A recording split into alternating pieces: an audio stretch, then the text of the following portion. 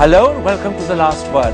As the debate on FDI in retail gets underway, we ask two critical questions. Is it already clear how the vote will go? And more importantly, could the controversy over the FEMA rule change bedevil the future of this subject for weeks, if not actually months ahead?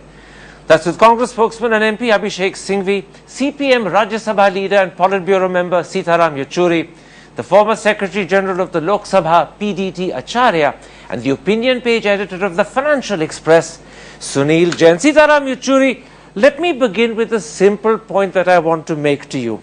At the end of the day, much as the opposition may win the debate and criticize the government on the floor of the Lok Sabha, it's the vote that counts. And if despite criticizing FDI in retail, the BSP and the SP abstain, the government will win the vote and they can rightfully and justifiably claim that Parliament has endorsed FDI in retail. You can't deny that, can you? No, the point here is not really winning the vote. Of course, we would like to win the vote. And if all the parties who protested against this decision on the streets of the country join the nationwide hartal called by the left and the secular parties, all of them put together have numbers which constitute a majority in both the houses. Yes, but can I interrupt and point out? Can I interrupt and point this out to you? What they do on the streets of Delhi is different to what they do in Parliament, and what matters is Parliament. If these parties choose to abstain in Parliament, the government will win, and then the government can claim Parliament has endorsed FDI in retail. You can't deny that. Listen, no, that's true. We can't deny that. But the point is that these parties will have to explain to their own people. That's a different point. I'm not entering into that. But abstaining will not do the job in the Rajya Sabha. Well, we'll come to the Rajya Sabha in a moment's time. Let's come to the Rajya Sabha in a moment's time. Are you accepting that at the end of the day, it's the vote on the floor of the Lok Sabha that counts? And regardless of what criticism is voiced of FDI in speeches, if enough abstain for the government to win the vote, the Lok Sabha will have endorsed FDI in retail. Will you accept that you can't deny that? Of course it will have to be accepted, but we have seen it happen in the past also. You had the cash for vote scam, they won the vote and the government continued. You had the JMM bribery case, they won the vote, defeated the no confidence motion in 1993 and they continued. So there are various ways in which a minority can be converted into a majority. Quite true, and you're right in alluding that sometimes unfair means are used, but at the end of the day, the point is that it's the vote that counts, not the speeches, not the debate. Abhishek Singhvi, on the other hand, let me put precisely the opposite to you.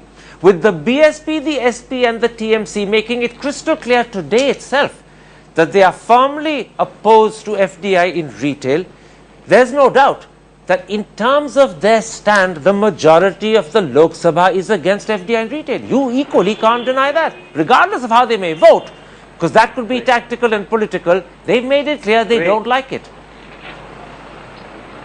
3 or 4 points, Karan. First of all, I don't think there is much of mystery left, because we have to wait only till tomorrow and you'll see the vote. Second, I think even, and this is very important, the BJP through Sushma Swaraj virtually accepted and conceded that the vote could go in our favor by saying that they are out for persuading us and not for outvoting us. Third, as you rightly said, and I want to put it more starkly, there is a vital difference between you agreeing fully, partially, or in some parts with me versus your vote.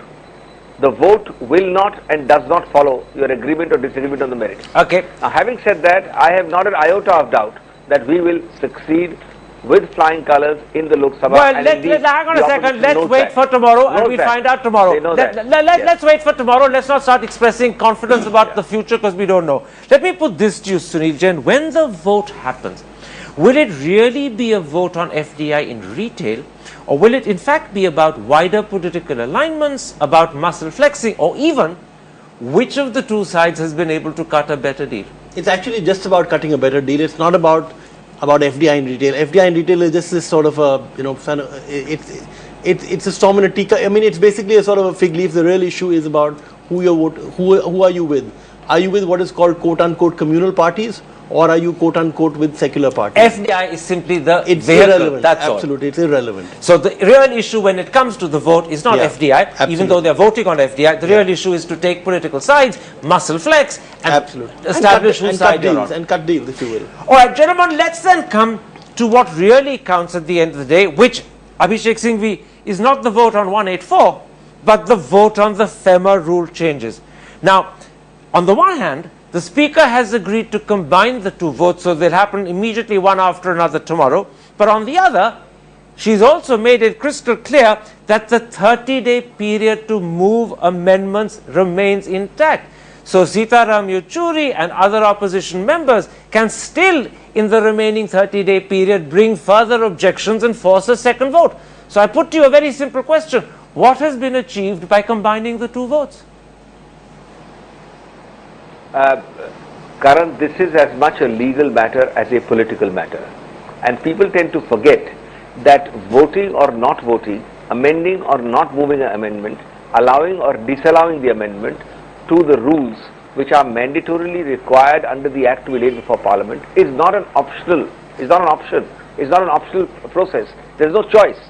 In any law which has that section, and several statutes have it, you have to lay it and you have to permit that forgive window me, I'm not for talking voting about for- laying Yes, and not let's laying. again. You're not answering my question. I'm simply saying, given that further amendments and objections to the rule change can be brought in the remaining 30 days, and that will in turn force a second vote, what is achieved by combining the two votes tomorrow? Because there could still be further votes thereafter. No. You see, tomorrow there is one vote anyway, so the same vote will be reflected on this. But the second vote is not optional. That's what our answer is. All right, you have to have it in 30 days. You cannot do away with it. The Speaker cannot waive it or eliminate it. No, It's you're the rule missing of the law. point. You're And missing the therefore you have point. to leave it open. No, forgive me, you're And missing as the far as point. tomorrow is concerned, can I answer the point, Karan? Yeah, go ahead. Tomorrow there is already one vote, and with that vote, there is no harm in allowing the same vote to reflect on the rules. But even if that rule is there, it will again lead to a second vote. That's part of the law. Well, no, hang on. But we No, don't do I'm not. anything by having a vote Let me tomorrow. stop you We there. don't I'm do not anything saying. by having a Let me vote stop you tomorrow. there. I'm not saying there's any harm. I'm simply saying that it is irrelevant. Sitaram Yechuri, let me put that to you. You know, as I know, that the Speaker has made it crystal clear that the 30-day period to move objections remains intact. The only problem is that you can't move the same amendments a second time. Those amendments that have been voted upon and perhaps defeated tomorrow can't be moved again. So do you have further amendments up your sleeve that you can suddenly bring out within the 30 days which will still scupper FDI in retail? Do you have further such amendments or not? Of course I have, and I'm not going to share them with you now, just because not to give away my ammunition. But remember, Rule 48, Section 48 of the FEMA Act says you can move for a modification or an annulment. Quite So right. both the options are there. Modifications may be many varieties, and annulment, of course, is always there. You know, So what is happening now is the government will end up having 3 rounds of voting. quite right. 2 in the Lok If they're Sabha and agreed 1 on in the the- Rajya on the- Sabha. if- And there could be Sabha. more No, if the I mean, Rajya three- Sabha vote goes three different. rounds, In fact, 2 in the Lok Sabha, Exactly. 1 in the Rajya Sabha, and there may be more if the Rajya Sabha one goes different to the Lok Sabha, because then you'll have to establish some parity between the two houses. But let me bring in Mr. Exactly. Acharya, because Mr. Acharya, Sitaram Yechuri began by saying he wouldn't reveal what the further amendments up his sleeve are, and then he gave a hint when he talked about annulment. Isn't that the only possibility that remains? Because the modifications will be voted on tomorrow, and I presume they'll be defeated. But the opposition in the remaining period of the 30 days can push for annulments of the rules, and that could work as effectively from their standpoint. Well, it depends on what amendment has been brought before the House. You know, the amendment to a regulation or a rule means it can modify the rule or it annul. can annul the rule. I take it that the ones being voted on tomorrow are modifications. If they get defeated, they can still, the opposition, bring annulments later on. Certainly. So in other words, you're confirming my point that nothing is really achieved by combining the two votes tomorrow, because there is still a very convenient loophole left for the opposition to raise the matter again via annulments any time in the next 30 days. Yes, because, the 30 days period has been prescribed in the law to enable the members to move amendment at any stage. That's the thing. So, and therefore an annulment can be moved at any stage within that 30-day period. Members have a right to move amendment to the regulations or the rules which are laid before the House. And this is what Sitaram Yechuri means when he says that all they're going to end up doing is having 2 votes in the Lok Sabha rather than 1 on that issue. Is that not a yes?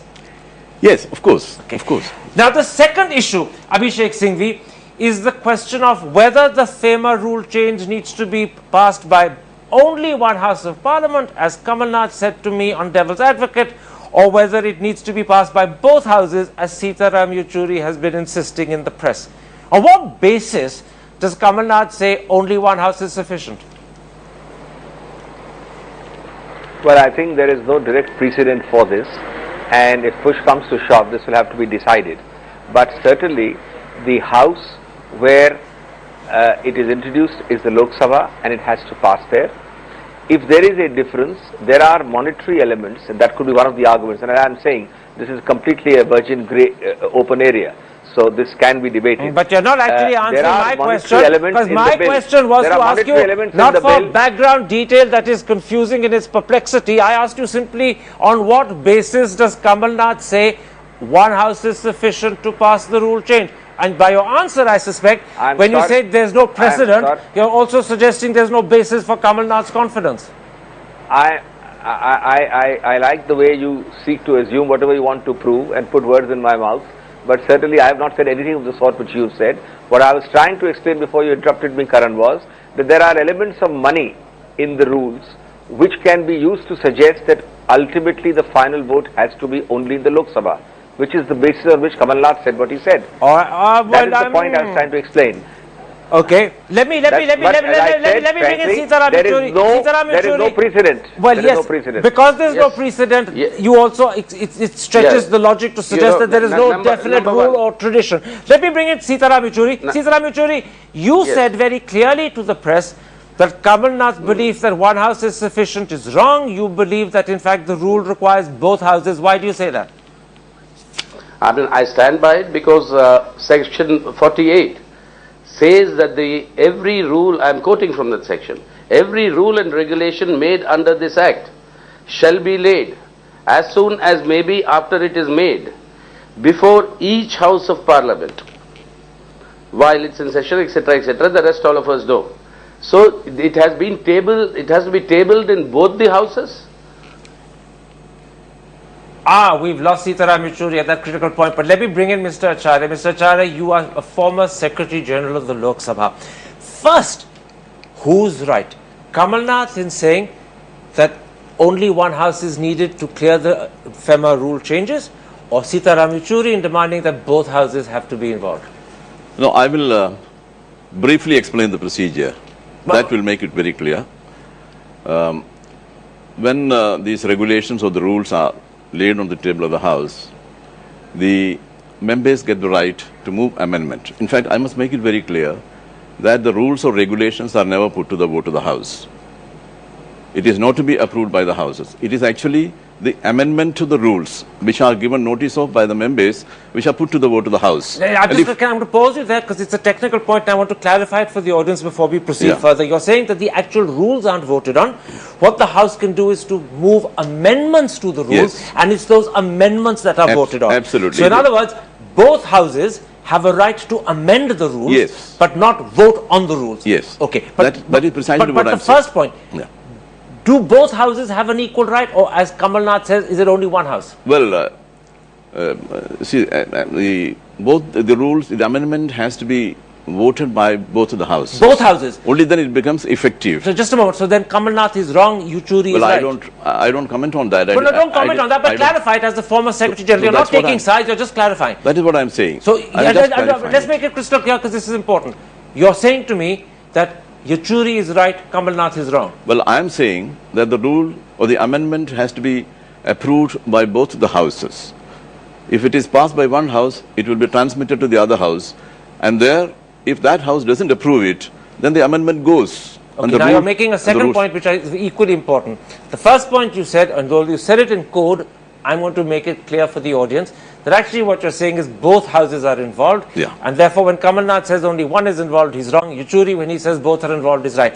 But then you made a second point, which is a bit technical, but it's very important. You're saying that if the Rajya Sabha votes to amend the rules and the Lok Sabha does not, you end up with the two houses taking different positions. Yeah. What then happens? What happens is that the amendment goes and the rule remains intact. There's no amendment to the rule. So in other words, as long as the Lok Sabha stands by its position, which we assume it will take tomorrow, Yeah. which is to accept the rules and not Yes. amend them, no matter what the Rajya Sabha does, the Lok Sabha will be the final position. Well, I must make a small amendment to what you are saying. When you said Lok Sabha accepts the rule, in fact, there's no question of accepting or not accepting.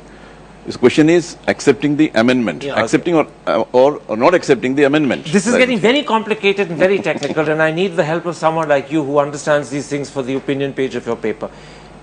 What I've understood, and I want you to clarify this, is that two things follow from Mr. Acharya. One, in layman's language, Sitaram Yechuri's position is right, Absolutely. Kamal Nath is wrong. Yes, yes. You would agree with that? Yes, that's what he said, And the yes. second thing that Mr. Acharya is saying is that if the two houses take different positions on the rules, then actually The Lok Sabha amendments, the Lok Sabha version lasts and the amendments don't happen. The amendments go through actually. I mean, you make the Lok Sabha is voting to amend the rules to allow FDI. Quite right. We are assuming that the Rajya Sabha votes to not allow FDI. So the Rajya Sabha doesn't want the rules to be amended. It goes back to the Lok Sabha, and the Lok Sabha says we amended the rules and we want those amendments to stay, and then the bill goes through, right? All right, we're going to take a break at that point because it is a very complicated and difficult subject. But basically, the point that Mr. Acharya is making, which he's making in somewhat technical language and being very precise and objective, not wanting to take sides, is that two things follow. One, Sitaram Yechuri's interpretation is right, Kamal Nath's is wrong. But secondly,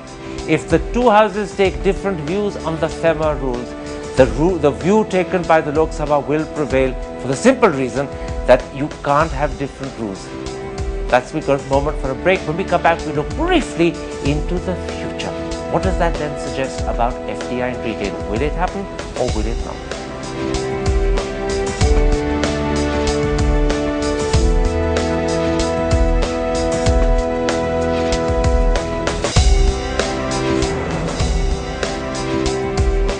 Welcome back to the last word. We're talking about the voting in the Lok Sabha and then the voting in the Rajya Sabha on the FEMA rules. And I'm going to put a quick question first to Sitaram Yechuri. Sitaram Yechuri, you heard the very technical, somewhat complicated, some would even think a little befuddling explanation, which is in fact the truth from Mr. Acharya. Do you fear that the complexity and the technicality of the different ways the FEMA rules can be handled means that this issue could easily end up in court?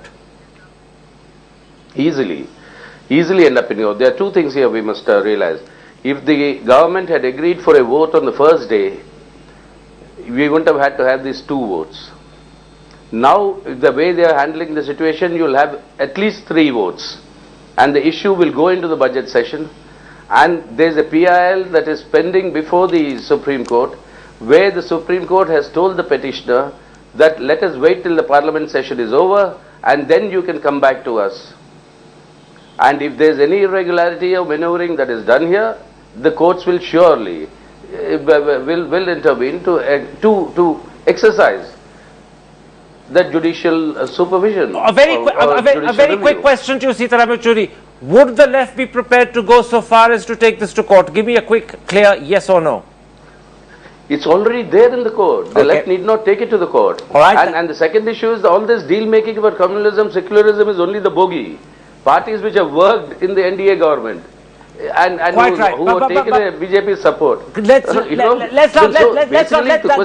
was a subject for part 1. Let's not go back to that. You made it very clear. It's already in court, and if need be, you will take up the matter yourselves in court.